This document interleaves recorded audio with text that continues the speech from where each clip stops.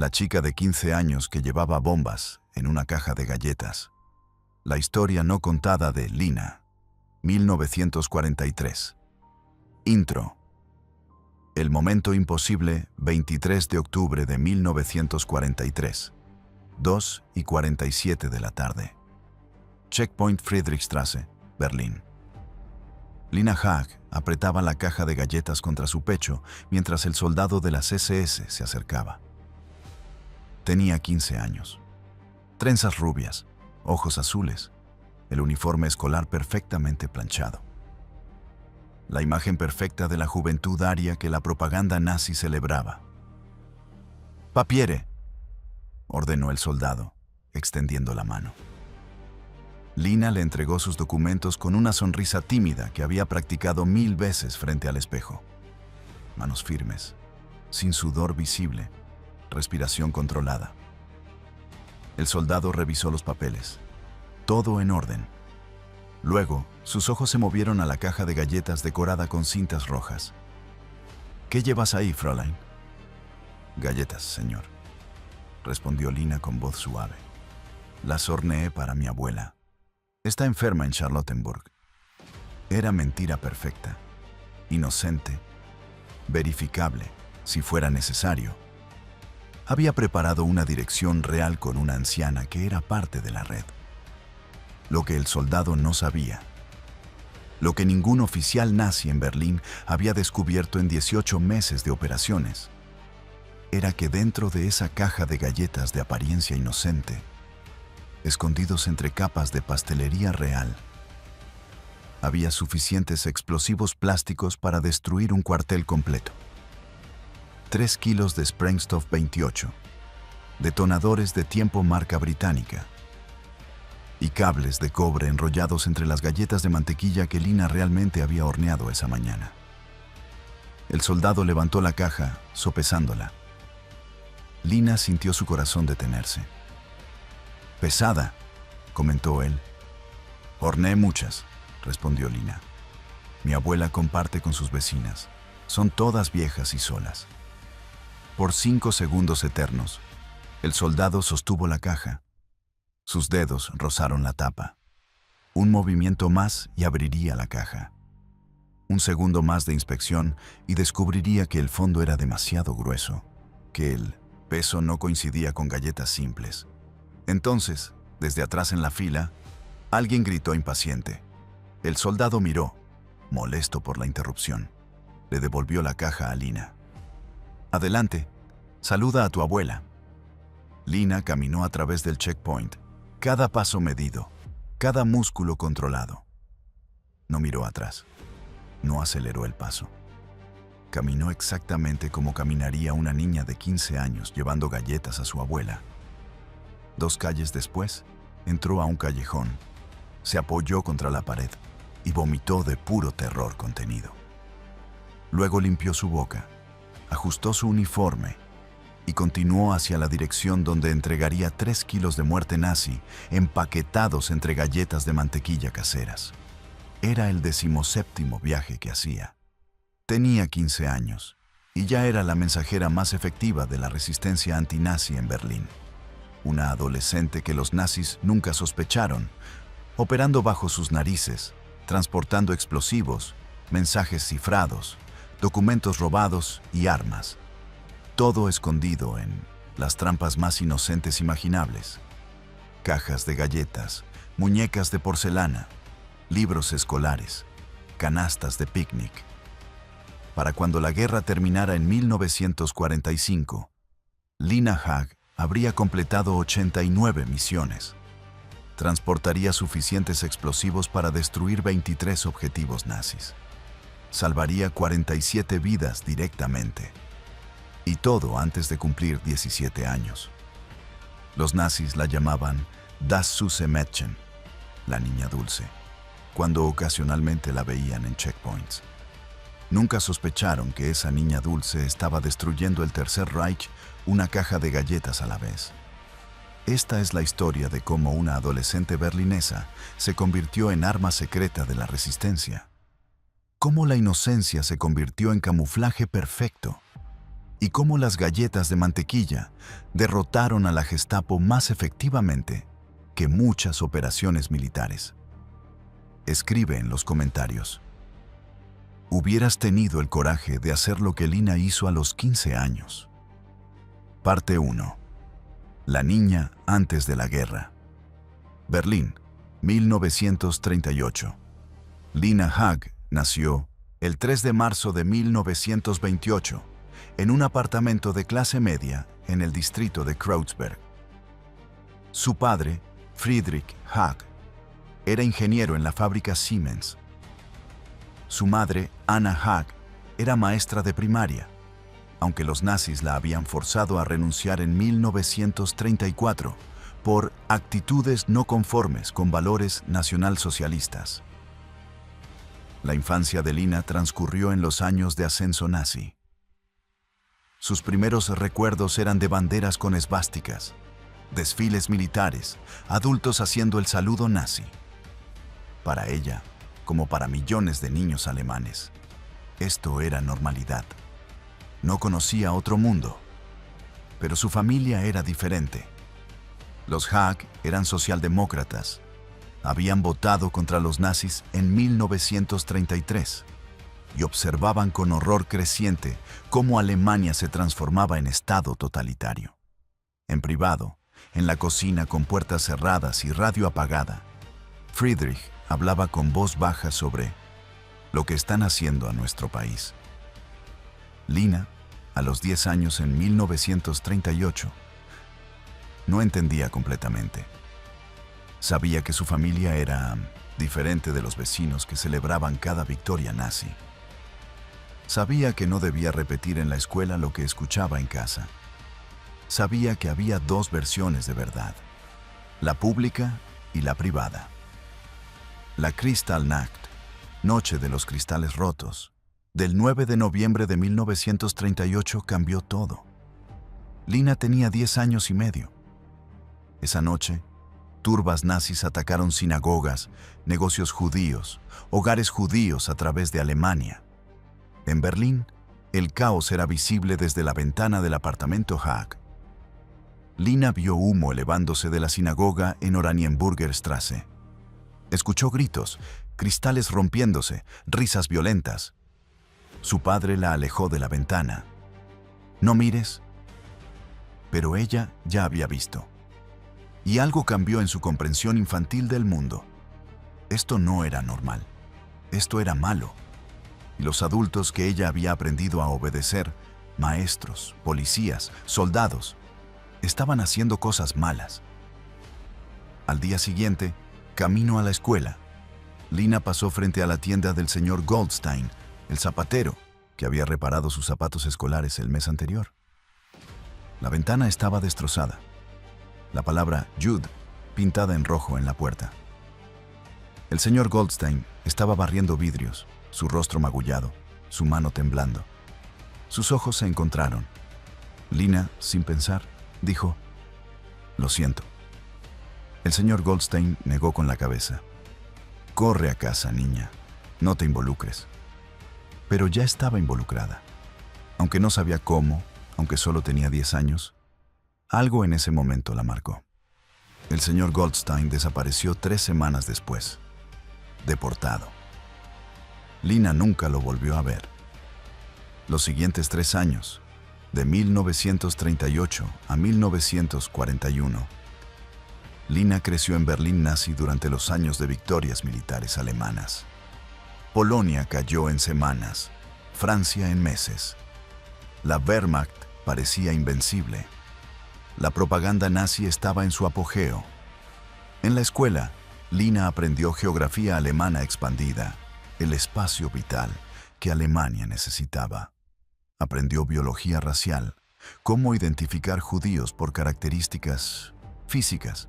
Aprendió historia revisada, cómo Alemania había sido traicionada en la Primera Guerra Mundial. Sus maestros la adoraban. Era estudiante perfecta, rubia, ojos azules, inteligente, obediente. La llamaban ejemplo de juventud alemana. Le dieron responsabilidades en la Liga de Muchachas Alemanas.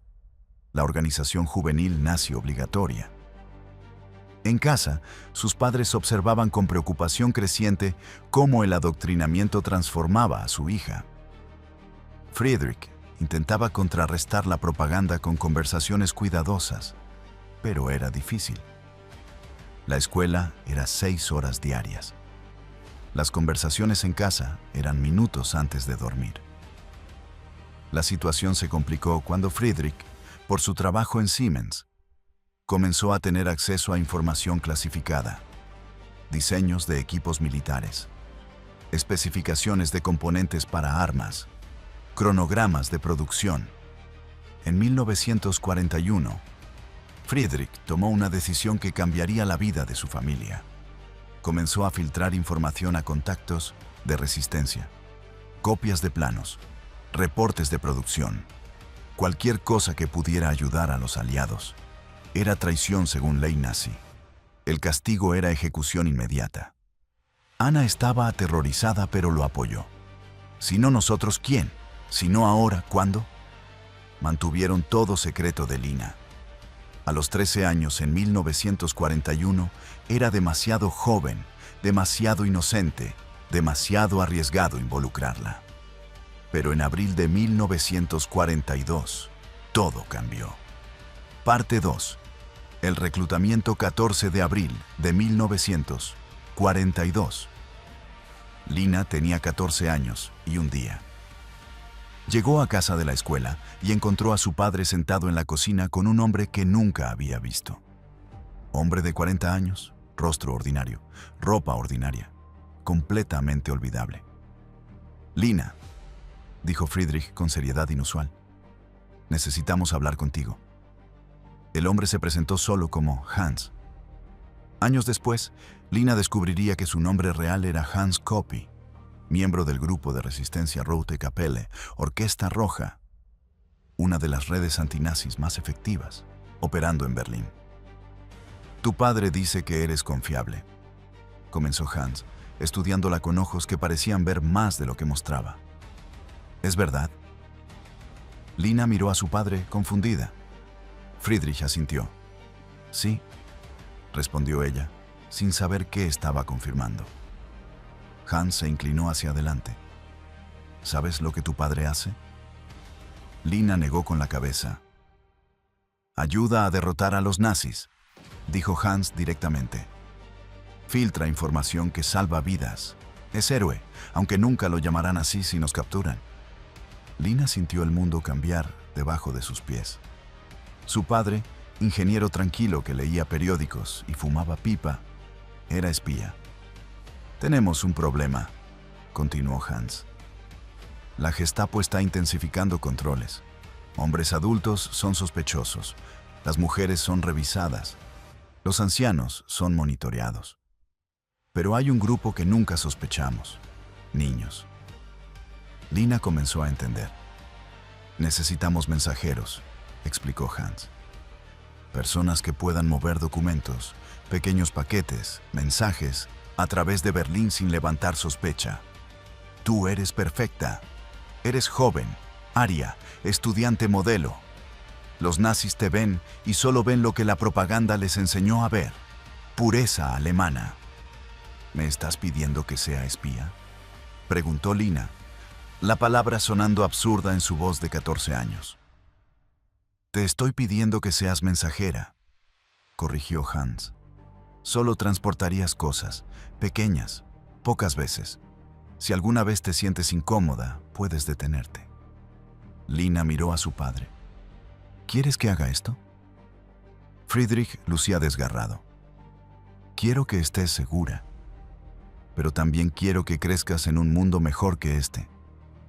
Y ese mundo solo llegará si personas están dispuestas a arriesgar algo para crearlo. Era mucha responsabilidad para una niña de 14 años. Pero Lina había visto la Kristallnacht.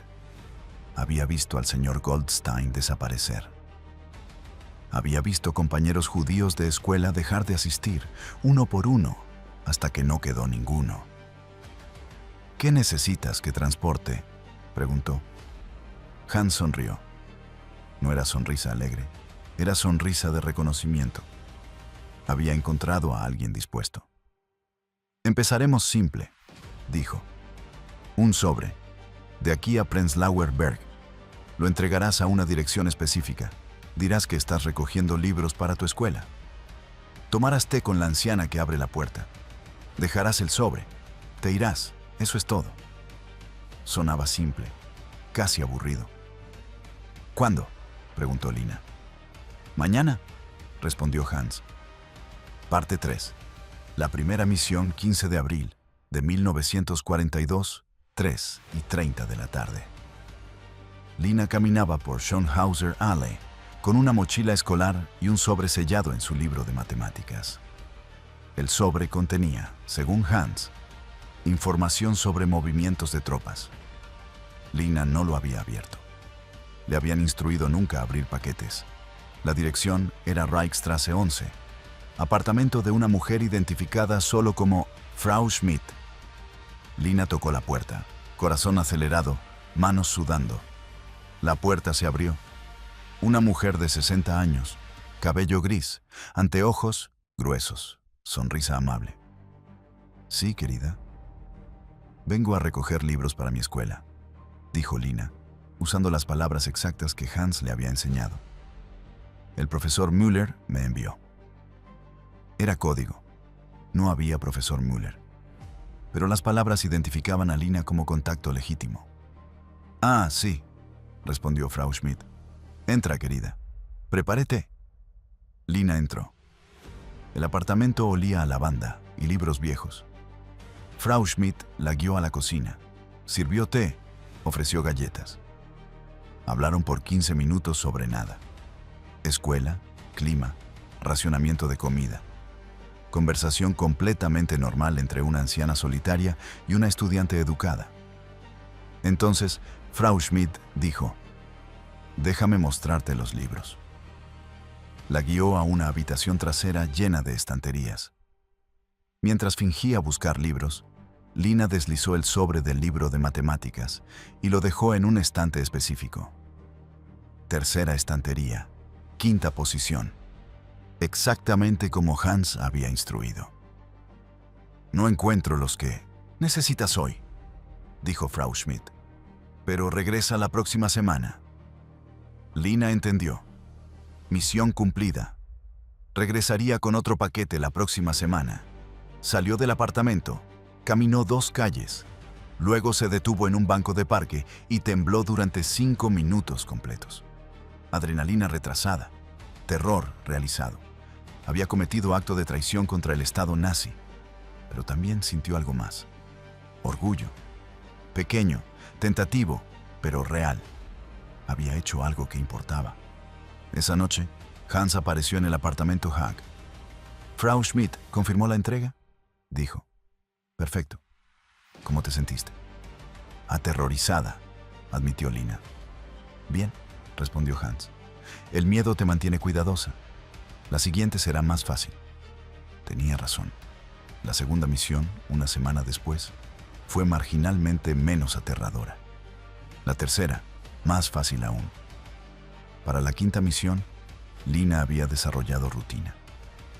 Revisa la ruta, memoriza la dirección, prepara historia de cobertura, camina confiada, nunca corras, sonríe a policías.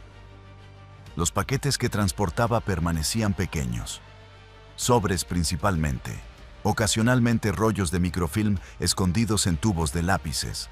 Una vez, un pequeño radiotransmisor disfrazado como caja de música. Pero en septiembre de 1942, 5 meses después de su primera misión, Hans llegó con petición diferente. «Necesitamos que transportes algo más grande», dijo, «y más peligroso». Le mostró una caja de galletas de metal decorada con flores. «Explosivos», explicó. «1 kilo. Suficiente para demoler un pequeño edificio». Lina sintió su estómago contraerse. Los sobres eran una cosa. Documentos podrían ser explicados como malentendido, confusión adolescente. Pero explosivos, eso era terrorismo según ley nazi, ejecución garantizada. ¿Por qué yo?, preguntó.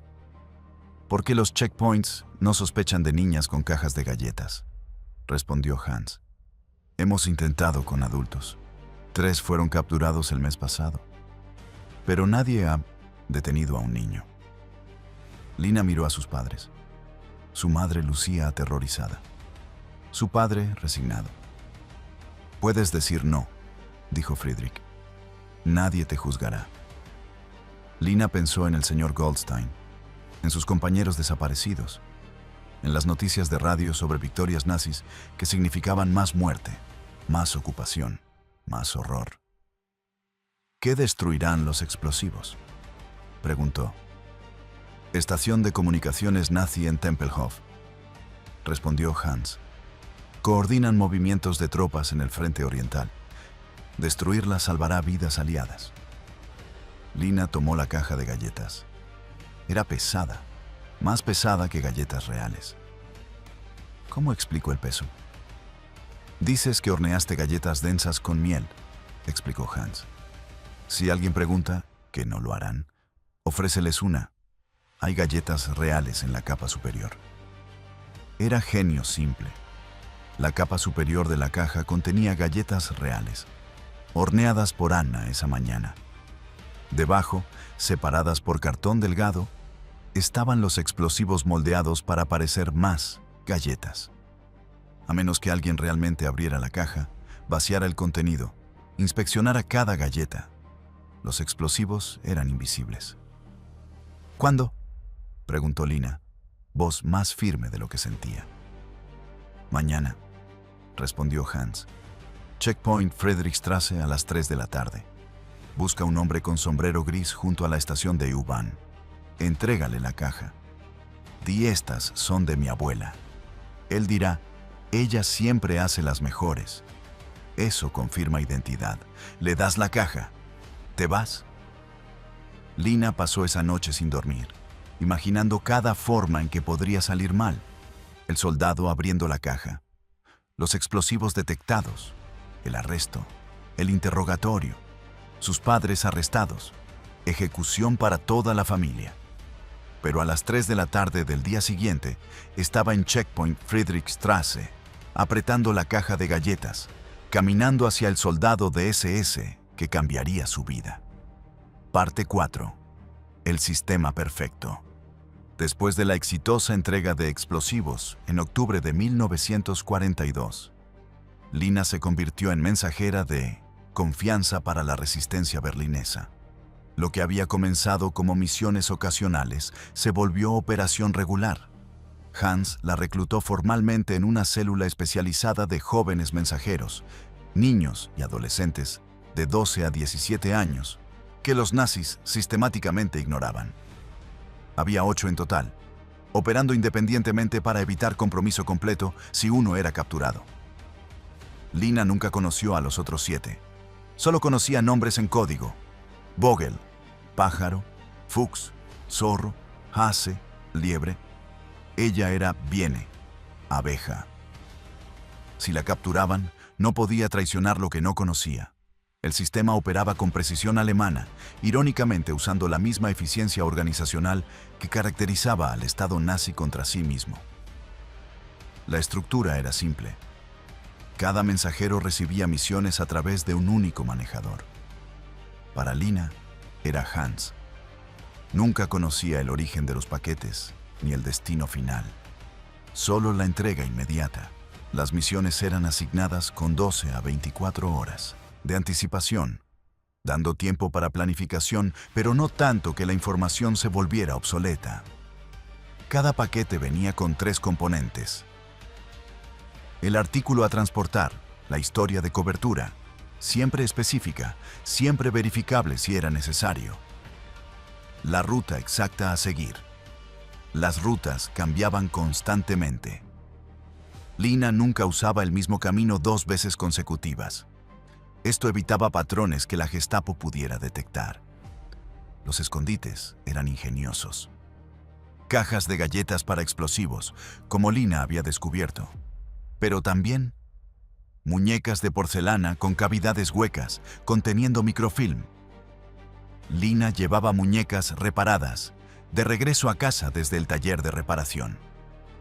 Libros escolares con páginas huecas. Los documentos eran del tamaño exacto para caber entre capítulos. Lina transportaba libros prestados que regresaba a amigas. Canastas de picnic con doble fondo. Comida real arriba. Armas desmontadas abajo. Lina iba a visitar a primos en el campo. Paraguas con Acunna. Mangos huecos conteniendo rollos de mapas y códigos. Berlín llovía frecuentemente. Nadie cuestionaba paraguas. Cajas de medicinas con frascos falsos. Aspirina real en algunos frascos. Microfilm en otros idénticos. Lina recogía medicina para su madre enferma. El genio del sistema era que cada historia de cobertura era verdad excepto por un detalle. Lina realmente horneaba galletas, solo que algunas no eran galletas. Realmente llevaba muñecas, solo que contenían espionaje. Realmente transportaba libros, solo que no con propósitos educativos. Esta mezcla de verdad y mentira hacía difícil para interrogadores detectar engaño. Las mentiras mejores son 95% verdad.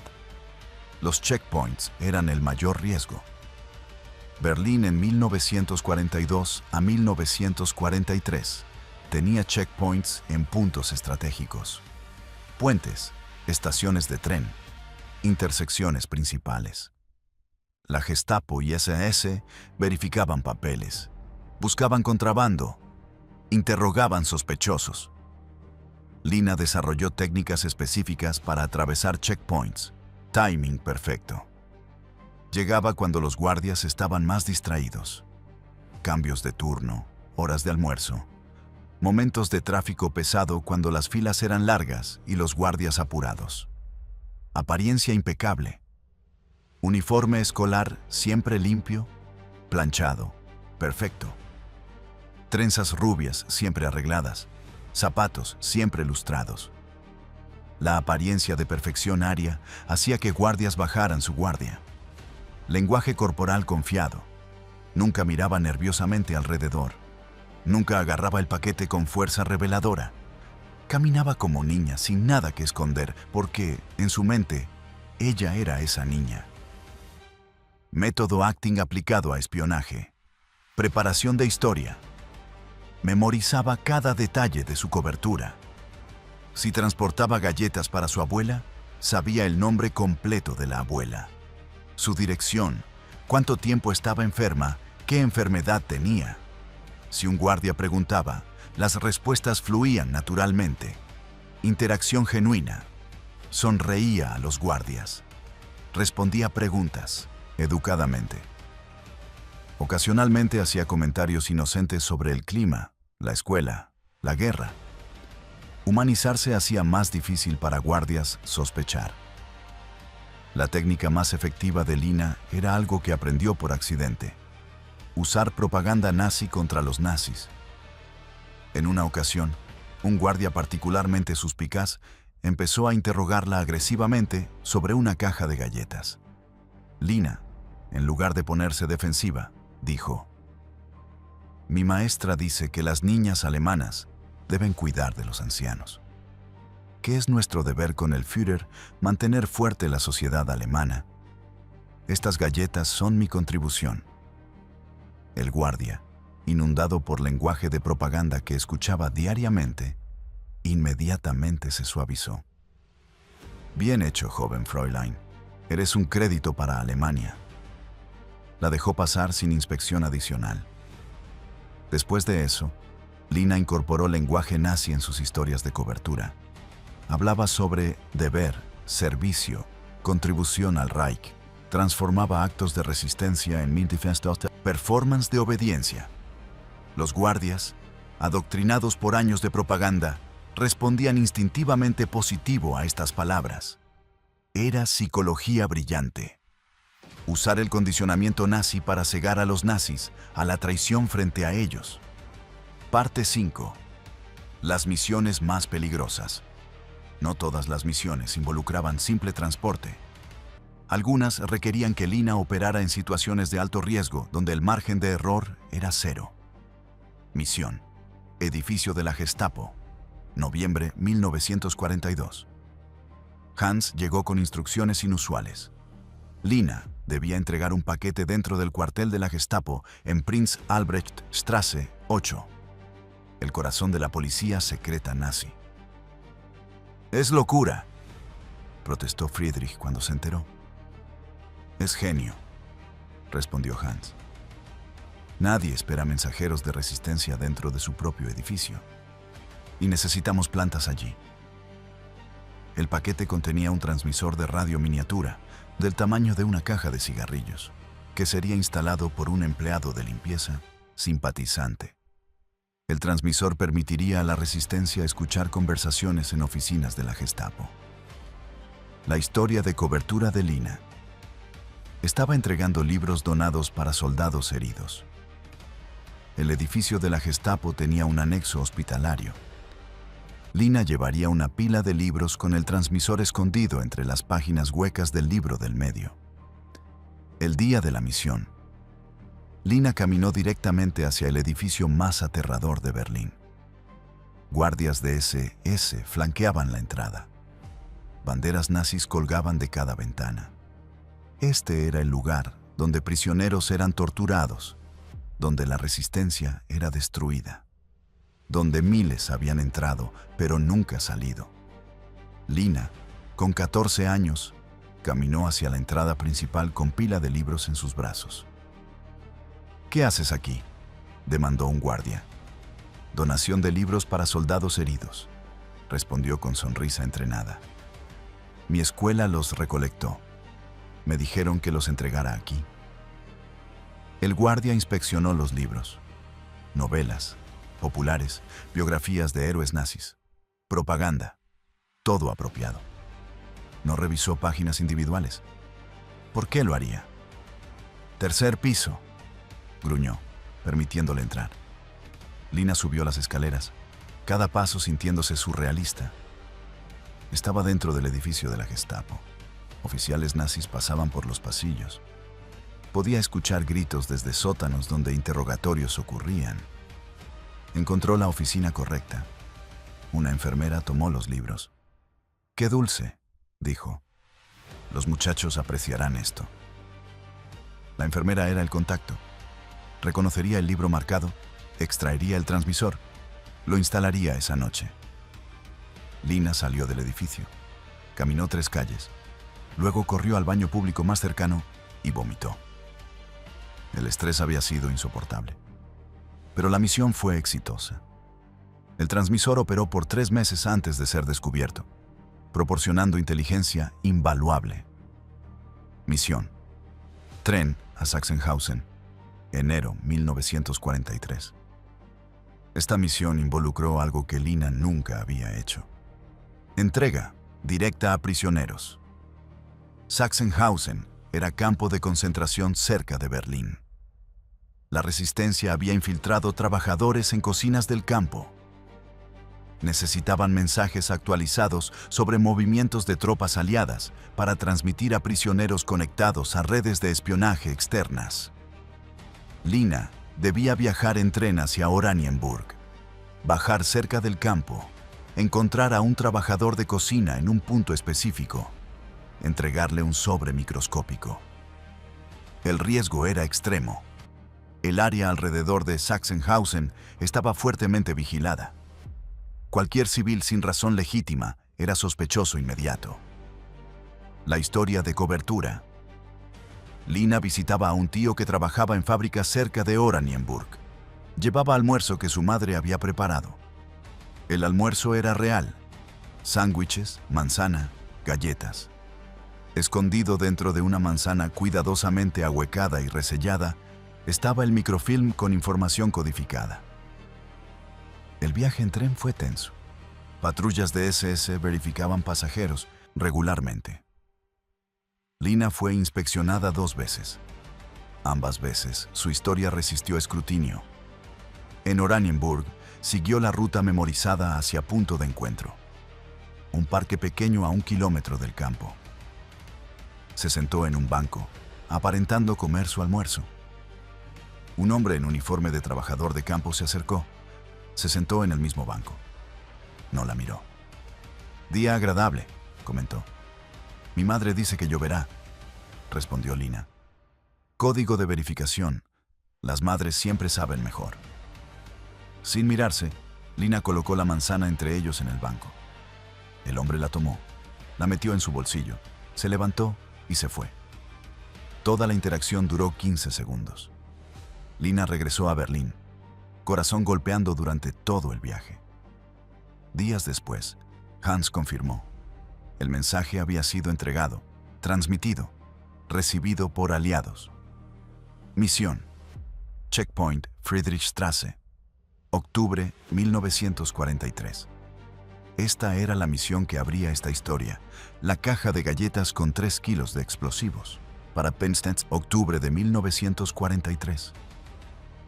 Lina había completado 67 misiones. Era veterana.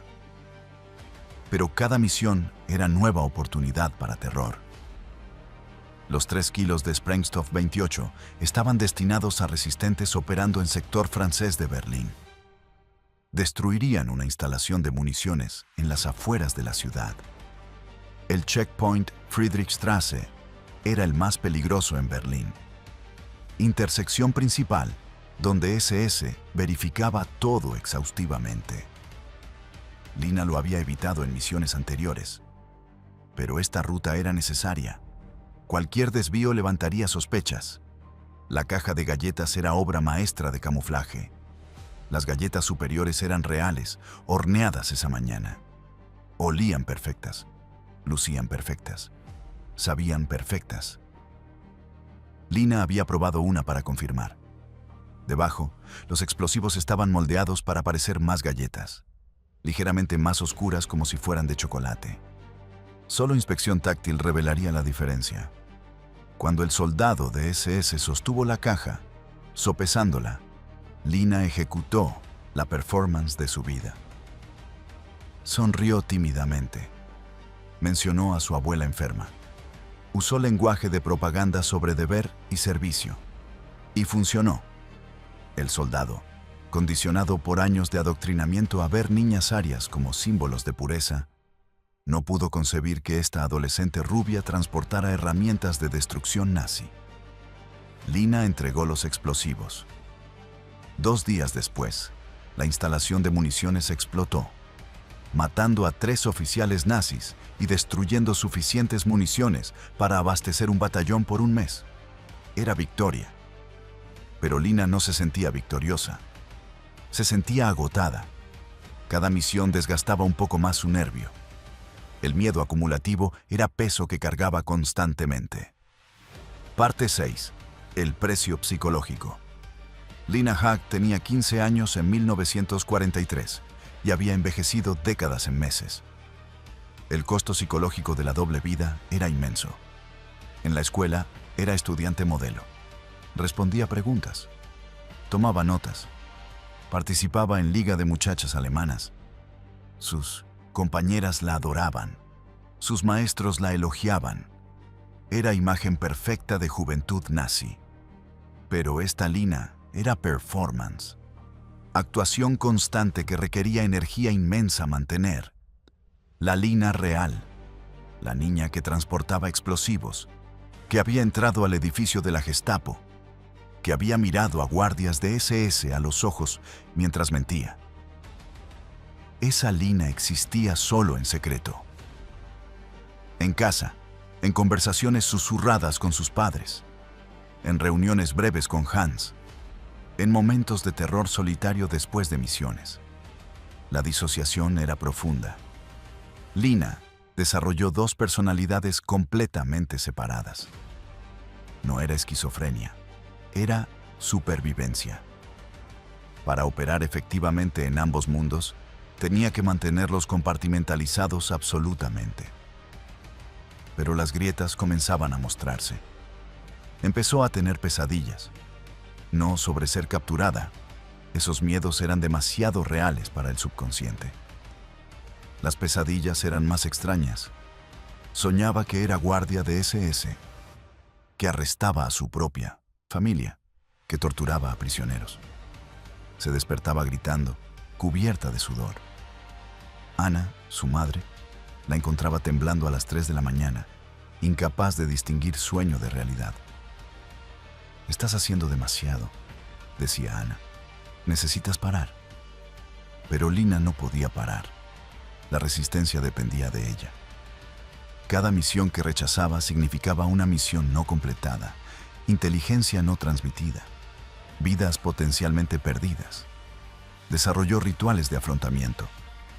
Antes de cada misión, se paraba frente al espejo y se hablaba a sí misma. «Eres Lina Haag, estudiante, alemana, inocente. No sabes nada, no llevas nada importante. Eres solo una niña». Repetía esto hasta que casi lo creía. Autohipnosis que hacía la actuación más convincente. Después de misiones, necesitaba descomprimir. Pasaba horas en su habitación, aparentemente haciendo tarea, realmente procesando el trauma acumulado. Escribía en diario codificado, nunca nombres reales, nunca detalles específicos, pero emociones que necesitaba externalizar.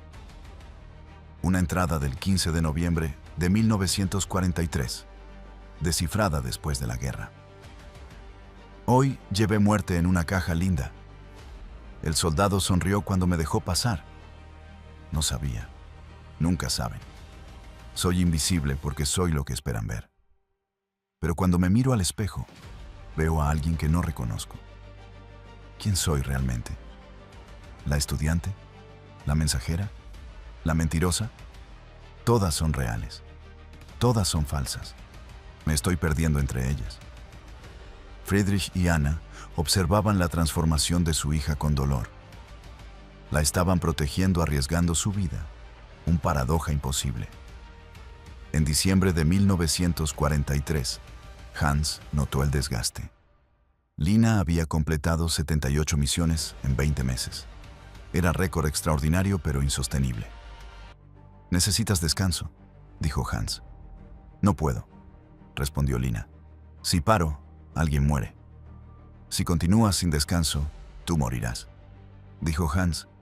«O peor, cometerás error que nos mata a todos». Lina sabía que tenía razón. El agotamiento causaba errores.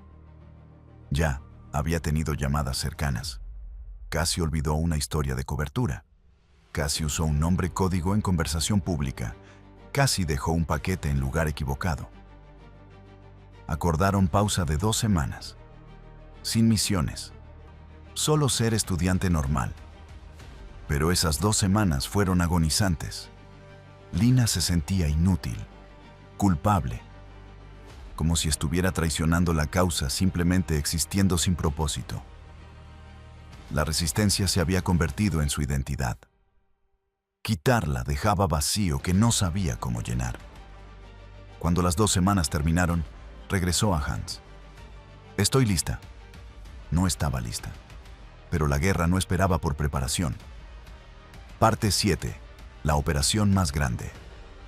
Febrero de 1944. Hans llegó con propuesta que cambiaría la escala de la operación de Lina. «Hay un plan», explicó. «Gran escala. Requiere transportar equipamiento para 15 saboteadores durante 3 semanas. Explosivos, detonadores, mapas, códigos, armas pequeñas. Es el proyecto más ambicioso que hemos intentado. SEM, objetivo. Simultáneamente sabotear 5 instalaciones nazis clave en Berlín en una sola noche. El daño sería catastrófico para infraestructura nazi y demostraría que la resistencia era más organizada y poderosa de lo que los nazis pensaban. «¿Por qué yo?», preguntó Lina. «Porque eres la única mensajera que nunca ha fallado», respondió Hans. «En 78 misiones, nunca has sido capturada. Nunca has perdido un paquete. Nunca has comprometido la red. Confío en ti más que en cualquier operativo adulto». Era cumplido y carga. Lina, a los 15 años, estaba siendo pedida que liderara logística para la operación de resistencia más grande en Berlín. Friedrich objetó: es demasiado. Una cosa es mensajes ocasionales. Esto es operación militar. Pero Anna, sorprendentemente, apoyó. Si ella puede, debería. No podemos protegerla del mundo mientras el mundo está en llamas. Lina aceptó. Las siguientes 3 semanas fueron las más intensas de su vida. Semana 1. Explosivos. Lina transportó componentes explosivos en 8 viajes separados. Nunca el paquete completo, demasiado arriesgado. Detonadores en un viaje, cables en otro. Los explosivos mismos divididos en 3 entregas. Los escondites variaban. Una vez, explosivos moldeados fueron camuflados como bloques de mantequilla racionada. Forma idéntica, envuelto en papel ceroso idéntico, peso similar. Solo análisis químico revelaría la diferencia. Otra vez, detonadores fueron escondidos dentro de lápices de escuela. Cada lápiz era ahuecado, el detonador insertado, luego sellado. Lina llevaba su estuche de lápices con 24 detonadores disfrazados como útiles escolares inocentes. Semana 2. Mapas y códigos mapas de objetivos nazis, instalaciones eléctricas, depósitos de suministros, centros de comunicación, fueron fotografiados en microfilm. Lina transportaba el microfilm en lugares increíblemente creativos. Una vez, enrollado dentro de una vela decorativa. Lina llevaba velas para la iglesia, una tradición alemana común. La vela específica que contenía microfilm estaba marcada con pequeño rasguño invisible, a menos que supieras buscarlo. Otra vez, cosido dentro del dobladillo de su falda escolar. Si alguien la revisaba, encontraría niña normal. El microfilm era del grueso de cabello humano, invisible incluso si tocaban la falda. Semana 3. Armas. Esta fue la parte más peligrosa. Pistolas pequeñas, desmontadas en componentes, necesitaban ser transportadas. Lina llevó cañones de pistola disfrazados como tubos de ensayo para clase de ciencias. Llevaba resortes y gatillos escondidos en muñeca rota que llevaba a reparar. Llevaba municiones en caja de medicina, cada bala en frasco de aspirina individual. Era logística insana. Requería creatividad constante, nervio inquebrantable, suerte extraordinaria. De las 23 entregas que Lina completó en 3 semanas, fue detenida y cuestionada 7 veces. 7 veces sus historias resistieron. 7 veces sus escondites no fueron descubiertos. 7 veces caminó libre. El 19 de febrero de 1944, todos los componentes habían sido entregados. 15 saboteadores tenían todo lo necesario. La operación estaba lista. La noche del 23 de febrero de 1944, 5 instalaciones nazis en Berlín fueron simultáneamente destruidas. Cortes eléctricos afectaron cuartel militar. Depósito de combustible explotó, destruyendo recursos para tanques. Centro de comunicación fue inutilizado, interrumpiendo coordinación militar. Fábrica de municiones sufrió daño severo. Estación de tren fue saboteada, retrasando transportes de tropas. El caos resultante fue inmenso. La Wehrmacht culpó a saboteadores comunistas. La Gestapo lanzó investigación masiva. Detuvieron a cientos de sospechosos, pero nunca conectaron los sabotajes con una estudiante de 15 años que transportaba galletas. La operación fue éxito brillante, pero también marcó el principio del fin de la racha de suerte de Lina. Parte 8. La captura. La Gestapo, frustrada por sabotajes exitosos, intensificó vigilancia. Checkpoints se volvieron más rigurosos. Interrogaciones más profundas. Sospechas más amplias. Hans advirtió a todos los operativos: asuman que están siendo vigilados. Varíen rutas más que nunca. Eviten patrones. Sean paranoides. Lina siguió el consejo. Pero en abril de 1944, después de 89 misiones exitosas, su suerte terminó. No fue durante una misión, fue accidente. Coincidencia terrible. Lina estaba en camino a casa desde la escuela, sin llevar nada incriminatorio. Simplemente caminaba por Kurfürstendamm cuando redada de Gestapo bloqueó la calle. Estaban buscando desertores del ejército. Detenían a todos los hombres de edad militar, verificaban documentos, arrestaban sospechosos. Lina, siendo mujer joven, debería haber pasado sin problema. Pero el oficial a cargo era nuevo, excesivamente celoso, sospechoso de todo.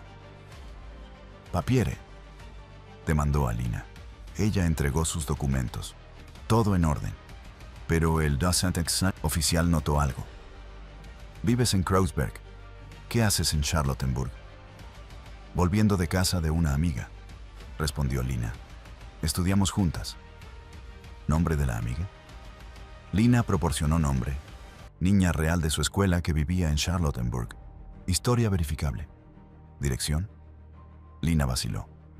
Sabía la calle, pero no el número exacto. Fue excitación microscópica, fracción de segundo. Pero el oficial la notó. «No sabes dónde vive tu amiga», declaró con sonrisa triunfante. «Sí sé», protestó Lina. «Es Kantstraße. 45, creo. O quizás 47. Más vacilación. El oficial vio sangre. «Ven conmigo». La llevó a cuartel temporal de la Gestapo establecido en edificio requisado cercano. La pusieron en habitación. La dejaron sola por 2 horas. Técnica de intimidación estándar. Cuando el interrogador finalmente entró, Lina estaba aterrorizada pero controlada. No llevaba nada ilegal. No había cometido ningún crimen ese día. Esta era parada de rutina. «¿Por qué mentiste sobre tu amiga?», preguntó el interrogador, hombre de 40 años con ojos fríos. «No mentí», insistió Lina. «Solo estaba nerviosa, no esperaba ser detenida. Me confundí el número». La gente que se confunde con números simples generalmente está escondiendo algo. «No estoy escondiendo nada». El interrogador cambió tácticas. «¿Dónde trabaja tu padre?» «Siemens, es ingeniero». «¿Qué tipo de ingeniería?» «Componentes eléctricos. No sé exactamente. No hablo de trabajo con él».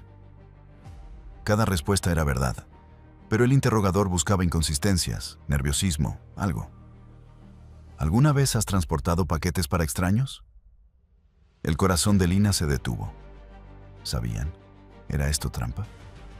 «¿Paquetes?», repitió ganando segundos. «Sí. ¿Alguien te ha pedido llevar cosas?» «No», mintió Lina. «¿Por qué alguien haría eso?» «Eso me pregunto yo». El interrogatorio continuó por 3 horas. Preguntas circulares, acusaciones vagas, presión psicológica. Pero sin evidencia, el interrogador no podía proceder. Finalmente, frustrado, la liberó con advertencia. «Te estaremos vigilando. Si descubrimos que ocultas algo, tú y tu familia pagarán». Lina salió del cuartel. Caminó 6 calles. Luego colapsó temblando en un callejón. Esa noche, informó a Hans. «Me interrogaron, no tenían evidencia, pero ahora sospechan». Hans maldijo. «Necesitas detenerte. Inmediatamente. Si sospechan, te seguirán. Una misión más y nos comprometen a todos». Lina sabía que tenía razón. Su carrera como mensajera había terminado. Sentía alivio y pérdida. Alivio porque el terror constante terminaría. Pérdida porque su propósito desaparecería. Tenía 16 años y ya estaba retirada. Parte 9. Legado y liberación. Después de abril de 1944, Lina vivió vida superficialmente normal. Asistía a escuela. Participaba en actividades juveniles nazis. Era estudiante modelo. Pero las sospechas de la Gestapo no desaparecían. Notó que la seguían ocasionalmente. Hombres en abrigos de civil observando su apartamento. Sabía que estaba bajo vigilancia, Friedrich, preocupado por la seguridad de su hija, detuvo sus propias actividades de resistencia. La familia Haag se volvió inactiva, esperando que las sospechas se desvanecieran. No se desvanecieron. En julio de 1944, después del fallido atentado contra Hitler del 20 de julio, la Gestapo lanzó arrestos masivos de sospechosos de resistencia. Friedrich Haag fue arrestado el 25 de julio, no por evidencia específica, sino por sospecha general. Los nazis detenían a cualquiera con historial de socialdemocratismo. Lina y Anna fueron interrogadas, pero liberadas. Siendo mujer y menor, Lina era considerada menos amenaza. Friedrich fue enviado a Sachsenhausen, el mismo campo donde Lina había entregado mensajes año y medio antes. Sobrevivió guerra, pero murió en 1947 de complicaciones de salud por su encarcelamiento. La guerra terminó en mayo de 1945. Berlín fue liberado por soviéticos. Los nazis fueron derrotados. Lina tenía 17 años. Había completado 89 misiones de resistencia entre abril de 1942 y abril de 1944. Había transportado suficientes explosivos para destruir 23 objetivos nazis. Había salvado vidas directamente al entregar inteligencia que previno arrestos. Nunca fue oficialmente reconocida. Las operaciones de resistencia juvenil fueron raramente documentadas. Muchos participantes nunca hablaron de sus actividades, considerándolas demasiado dolorosas o queriendo olvidar. Lina escribió sus memorias en 1962, tituladas Die Keksdose, la caja de galletas. Fueron publicadas solo en alemán, circulación limitada. La mayoría de personas nunca oyeron su historia. Murió en 1989, a los 61 años, de cáncer. En su funeral, 3 sobrevivientes a quienes sus entregas habían salvado indirectamente asistieron para honrarla. El legado de Lina Haag es menos conocido que otros héroes de resistencia porque operaba en sombras, porque era menor, porque era mujer en era cuando contribuciones femeninas eran minimizadas. Pero su impacto fue real. Cada explosivo que transportó era victoria contra nazismo. Cada mensaje que entregó era vida potencialmente salvada. Cada misión que completó era acto de resistencia contra mal totalitario. A los 15 años, Lina Haag llevaba bombas en caja de galletas. A los 16, era veterana de guerra secreta. A los 17, era sobreviviente de régimen que había intentado destruir todo lo que ella consideraba humano. La caja de galletas original, la que Lina usó en su misión más peligrosa en octubre de 1943, sobrevivió la guerra. Anna la guardó. Después de la muerte de Lina, fue donada al Museo de Resistencia Alemana en Berlín, donde permanece exhibida. Es caja simple, metal decorado con flores, exactamente como millones de otras cajas de galletas en Alemania en los años 40. Pero esa caja ordinaria contenía extraordinario coraje. Transportaba muerte para nazis y vida para resistentes. Era arma y escudo, camuflaje y verdad. Los visitantes del museo la ven y tal vez piensan, es solo una caja. Pero quienes conocen la historia ven más. Ven a una niña de 15 años caminando hacia checkpoint de SS con corazón acelerado y manos firmes. Ven las mentiras necesarias, el miedo controlado, la actuación perfecta. Ven lo que humanos ordinarios pueden lograr cuando eligen resistir. La historia de Lina Haag no es sobre heroísmo espectacular. Es sobre resistencia cotidiana. Es sobre personas comunes haciendo cosas extraordinarias en circunstancias imposibles. Es sobre una niña que transportaba bombas en caja de galletas y, al hacerlo, ayudó a derrotar un imperio del mal. Los nazis la veían como símbolo de pureza aria. Ella los veía como enemigos a derrotar. Ellos nunca sospecharon, nunca entendieron, nunca la detectaron y por eso perdieron. La caja de galletas permanece en el museo. Testamento silencioso a verdad simple. La resistencia más efectiva a veces viene en paquetes más inocentes.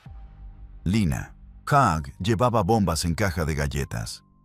Pero más importante, llevaba esperanza. Y la esperanza, al final, fue más explosiva que cualquier Sprengstoff 28.